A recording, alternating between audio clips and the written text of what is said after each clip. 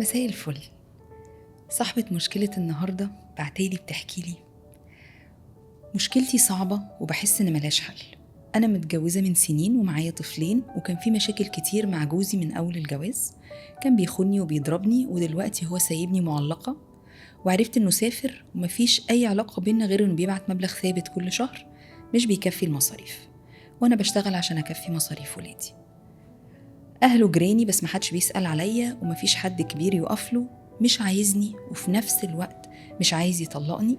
ناس كتير اتدخلت في الموضوع لكنه رافض أي حلول، وأنا تعبت من شيل المسؤولية لوحدي.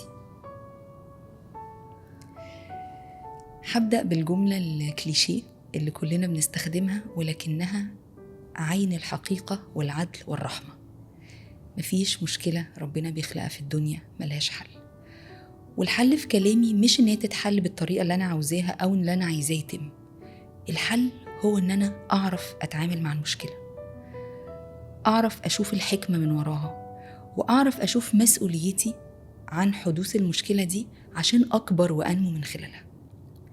سمع في كلامك إن أنتي ستك أو عالقة زي ما بنقول، يعني من كتر تقل المشكلة على كتافك أنتي مش عارفة تشوفي براها. علمونا يعني في كورس قبل كده إنك بتمشي وشايف أنتي والمشكلة كده، فمش قادرة تشوفي براها خالص، ومش قادرة تشوفي إن هي جزء بس من حياتك، هي مش كل الحياة. كأن أنا ومشكلتي بقينا واحد، والحقيقة إن المشكلة جزء من الحياة.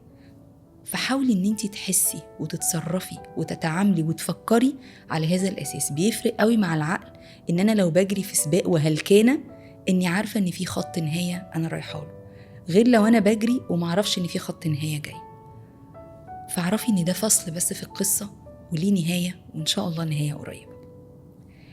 لما راجل بيسيب مراته معلقة، في أحيان كتير أنا مش بعمم، ده بيكون صورة من صور انتقام أو طريقة لإثبات قوة وسيطرة معينة، وده طبعا ليه علاقة مباشرة بقوة الإنسان الداخلية. كل ما الإنسان يكون قوي من جواه ومبني كويس، بيقل وبينعدم تماما كمان رغبته في الانتقام أو احتياجه لده، أو إنه هو يفرض قوة وسيطرة ويخضع حد لأوضاع معينة. وساعات لما بيكون ده الوضع، التدخل يزود الرغبة دي ما يقللهاش، ويخلق حالة من العند احنا مش محتاجين لها دلوقتي. طبعا انا معرفش حجم التدخلات اللي حصل، ولا اعرف طاقة حضرتك دلوقتي، ولا اعرف شكل علاقتك معاه، ولكن لو في تدخل في الفترة الجاية هو مسؤوليتك انت مش حد تاني.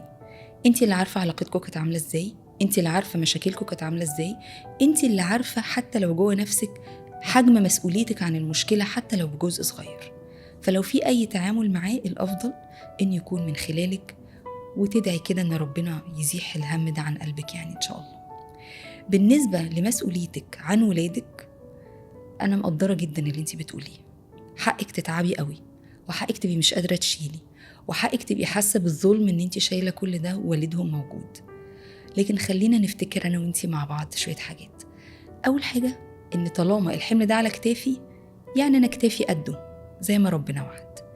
الحاجة التانية، إن العقل بيصدق وبيوجه طاقته قوي للي بيسمعه من الكلام. فكل ما أنا هتكلم وهحس إن أنا مظلومة أو عاجزة أو قليلة الحيلة أو ضعيفة، عقلي هيوجه طاقة جامدة قوي للحتة دي، وده مش هينفعنا إن احنا نعدي الفصل زي ما اتفقنا أو المرحلة دي من حياتنا. فالأصح والأولى إن أنا أوجه الطاقة بتاعة العجز وقلة الحيلة دي لطاقة أشتغل بيها وأبني بيها ولادي، وأستمتع بصحبتهم في الدنيا لحد ما الفصل ده من القصة ينتهي بإذن الله.